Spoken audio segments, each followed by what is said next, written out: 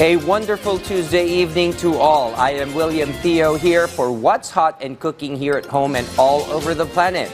Tops on our news leaderboard at the moment, President Rodrigo Duterte is trying to stir the pot anew with his latest call to the military to withdraw support for the commander-in-chief over a worn-out, wicked, and baseless accusation of the president being a drug addict.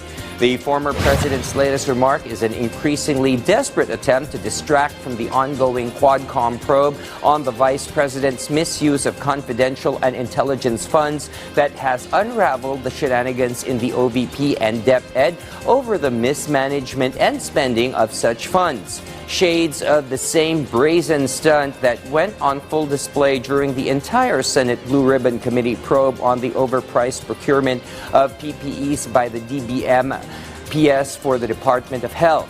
The name Lloyd Christopher Lau, who is out on bail right now, has been found guilty by the Ombudsman in conjunction with his role in the 40 billion peso Pharmaly PPE procurement scandal during the height of the COVID-19 pandemic.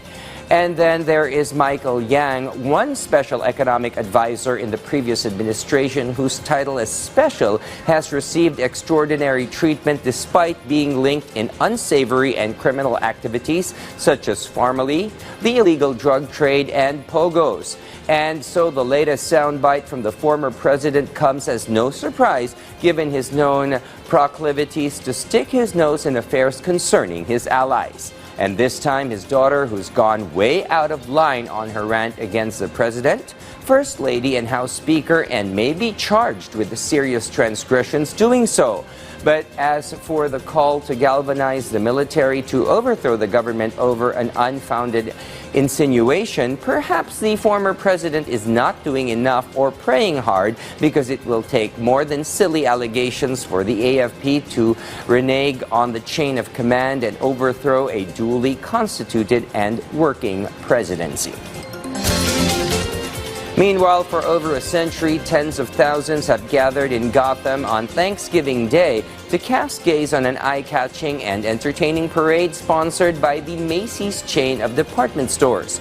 In this VOA report, we go behind the scenes on the preparation works for the parade as narrated by VOA's Dora McCour. Preparation for the Macy's Thanksgiving Day Parade begins up to a year before the extravaganza actually starts. Millions of Americans tune in to watch. There are well over 8,000 people that will march down the streets of New York in front of the 3.5 million viewers on the street and nearly 30 million at home. This year, 22 floats, 11 bands, and multiple performance groups will participate in the parade, along with 17 character balloons that can reach up to 6 stories tall. In the days leading up to the procession, Macy's, the U.S. department store that sponsors the parade, offered previews of what's to come. We're ushering in the holidays. So what we're trying to do when we create these floats and balloons is tell a quick, fun story that entertains, surprises, and delights. The night before the parade, these floats and balloons are folded down to the size of buses and driven from this New Jersey warehouse into New York City. The spectacle is 100 years old. The very first Macy's Thanksgiving Day Parade kicked off in 1924. It's become an American tradition that allows the department store to attach its name to one of the biggest U.S. holidays of the year. There's not a lot of things in American culture that last that long. In this era of digital communication and performance marketing, there's something just wholesome about a parade down the street that resonates with a lot of shoppers. Macy's won't say how much it spends on the pageant, but estimates put the price tag at more than $13 million. Brands do sponsor some of the floats, balloons, and performances. It is our gift to the city of New York, and it is our gift to the country. And as with any gift, it comes without a cost. It's a gift that makes viewers feel connected to the Macy's brand, experts say. Something like the Macy's Thanksgiving parade that has such a rich history, that binds families, creates family experiences, and it is seen as wholesome and American, becomes almost a cultural icon. The parade traditionally kicks off with a turkey and ends with the arrival of Santa Claus.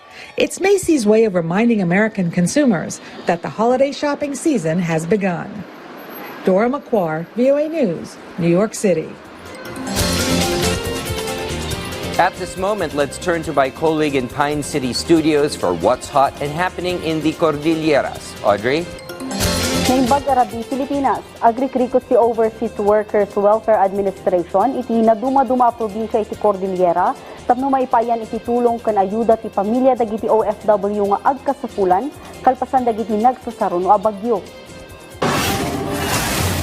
Sipod iti Oktubre, 6 abagyo ti nangapektar iti Region Cordillera. Ti Overseas Workers Welfare Administration Cordillera, tumultulong iti pamilya dagiti overseas Filipino workers nga apektado ti nagsasaron o abagyo. Mangipapayda iti relief packs kadagiti apektado.